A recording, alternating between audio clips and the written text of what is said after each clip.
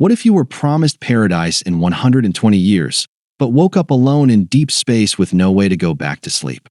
That's exactly what happened to James Preston, the hero of our story. His journey aboard the spaceship Avalon, meant to be a peaceful 120-year nap to a new world, turns into a lonely, life-altering nightmare. In the future, Earth has become overpopulated and overworked, so mankind looks to the stars. The Avalon, a massive spaceship carrying 5,000 passengers and a full crew, is headed for a new colony called Homestead 2. Everyone on board is in hibernation, safely asleep in pods that keep their bodies preserved during the long journey. The ship runs on autopilot, programmed to carry everyone across the stars while they sleep. It's a perfect system until it isn't. 30 years into the voyage, the Avalon glides through a meteor field. The ship sustains damage, but its automated repair system patches everything, except for one critical failure. A single hibernation pod malfunctions. And just like that, James Preston wakes up. At first, James believes the journey is complete. He's greeted by a cheerful recorded message welcoming him to Homestead 2. But as he steps out of his pod and walks through the pristine halls of the ship, he quickly realizes something's wrong. The place is silent, deserted. Everyone else is still asleep, confused and increasingly panicked. James tries everything he can to reach someone. He searches the ship, calls for the crew, bangs on locked doors. When he finally finds the ship's main interface and accesses its data, the truth hits him like a punch to the gut. He's woken up 90 years too early. He's stuck on a spaceship, alone, with no way to go back to sleep, and no one to keep him company. The ship's message system offers little hope. He sends a distress call to Earth, but it will take 19 years to arrive, and another 55 years to get a reply. He's a man adrift in space, with a lifetime of silence ahead of him. James tries to make the best of it.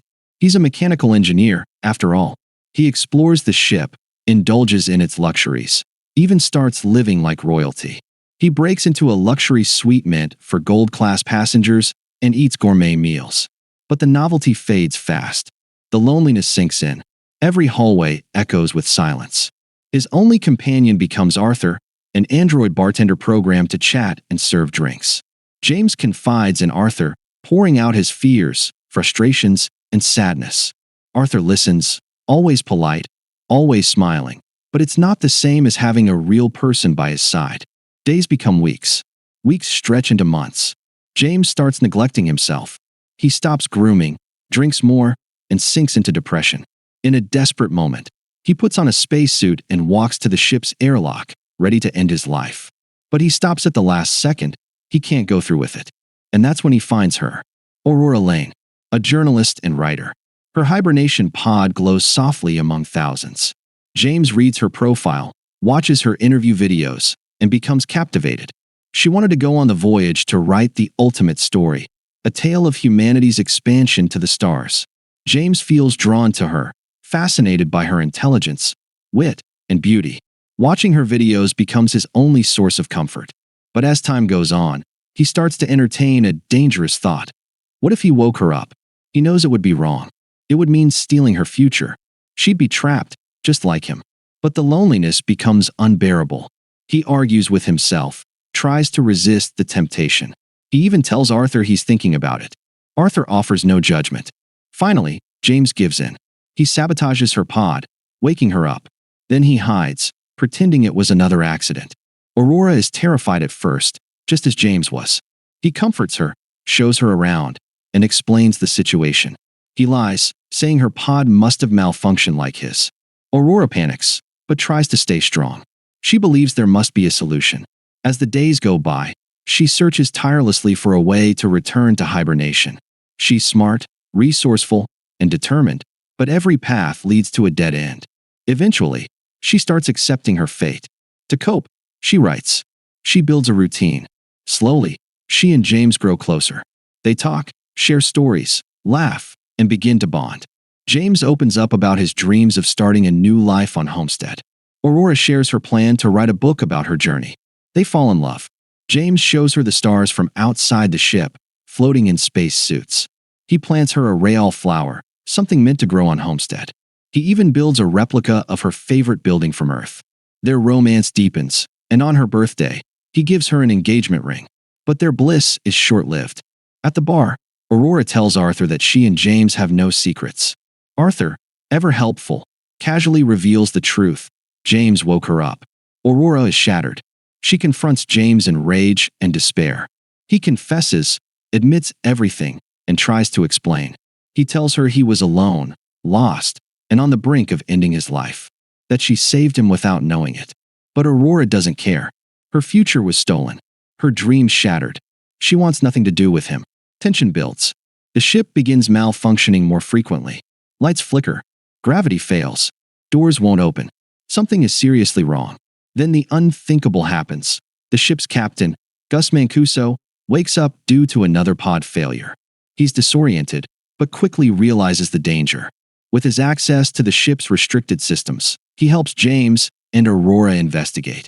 They discover that the meteor impact from years ago caused a critical failure in the ship's reactor. It's overheating. If they don't fix it, the entire ship will be destroyed, killing all 5,000 passengers. But Gus is dying. His body is failing from waking too early. With only hours to live, he gives James his ID badge, grants him access to restricted areas, and begs them to save the ship and each other. James and Aurora work together to trace the failures. They find the main reactor and realize it's too far gone for remote repairs. Someone has to go outside the ship and manually vent the core to prevent an explosion. James volunteers. He straps into a suit, heads into space, and opens the vents. The heat is unbearable. The pressure immense. But he does it. The reactor cools. The ship is saved. Then James is blasted away from the ship. Aurora screams. She suits up, launches into space, and grabs him. Pulling him back aboard, she rushes to the medical bay. The robot declares him dead. Aurora begs it to try again. It refuses until she uses Gus's ID. It complies. James survives. In the aftermath, Aurora forgives him. She understands what drove him to make the choice. They repair the ship together. And then James reveals one final discovery. The medical pod has a hibernation function. One person can go back to sleep. He insists Aurora take it. She can still reach Homestead, write her book, live her dream. But Aurora chooses to stay. She chooses him. They live out their lives together, turning the Avalon into a home. They plant trees, build a garden, create life aboard a ship meant only for sleep. 88 years later, the ship arrives. The crew wakes to a breathtaking sight. Nature growing wild inside the ship. A message from Aurora waits. She tells them everything. About love, loss, sacrifice, and how they didn't wait to reach paradise. They made one themselves. Sometimes, the dream isn't where you're going. It's what you build when you're lost, together.